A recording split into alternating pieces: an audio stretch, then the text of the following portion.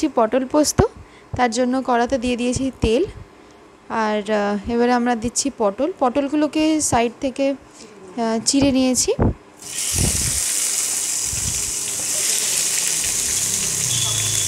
আমরা 6টা পটল দিয়েছি। আর তার জন্য তেল দিয়েছিলাম 3 চামচ।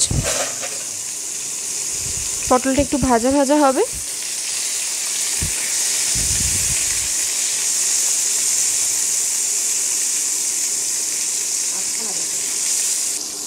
এখানে আমরা নিয়েছি 50 গ্রাম পোস্ত, তাতে 2টো কাঁচা লঙ্কা দিয়েছি। এটাকে আমরা 10 মিনিট জলে ভিজিয়ে রেখেছিলাম। এবার আমরা পেস্ট করব।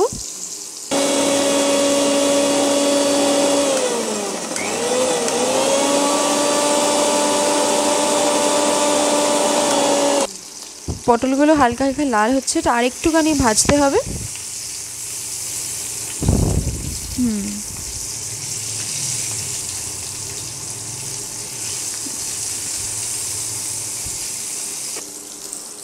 এবার এই পোস্তটা বাটা হয়ে গেছে, স্মুথ পেস্ট হবে। পটলটা মাঝে মাঝে দেখতে থাকতে হবে যাতে পুড়ে না যায়, প্রত্যেকটা সাইড যাতে ভালোভাবে ভাজা হয়।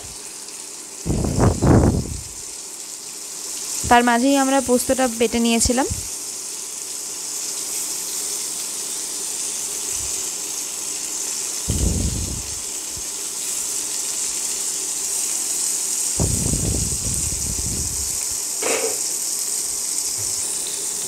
পটলটা ভাজা হয়ে গেছে। এবার এর মধ্যে পেস্ট করা পোস্তটা দিয়ে দিলাম। ভালো করে মিক্স করে নেব আর আঁচটা কমিয়ে দেব।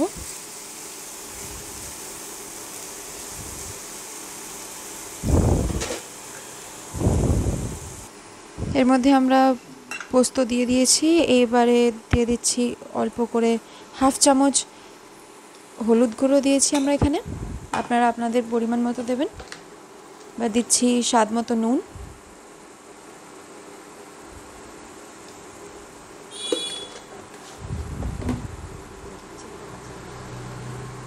আমরা এখানে 2টো কাঁচা লঙ্কা দিচ্ছি, আপনারা চাইলে বেশি দিতে পারেন, আপনারা যেরকম ঝাল খান।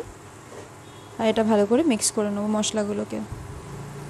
পোস্তটাকে ভালো করে রান্না করতে হবে, কারণ যাতে কাঁচা গন্ধটা না থাকে মশলার আর পোস্তর। মশলার সাথে ভালো করে পটলগুলোকে মিক্স করে নেব।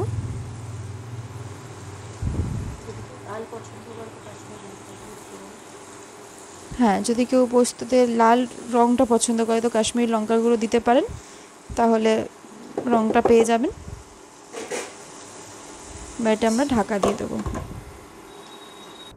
দেখে নিই একবার পটলটা কেমন হচ্ছে। আর একটুখানি হবে, তো এটা ঢাকা দিয়ে দিয়ে ভালো করে করব।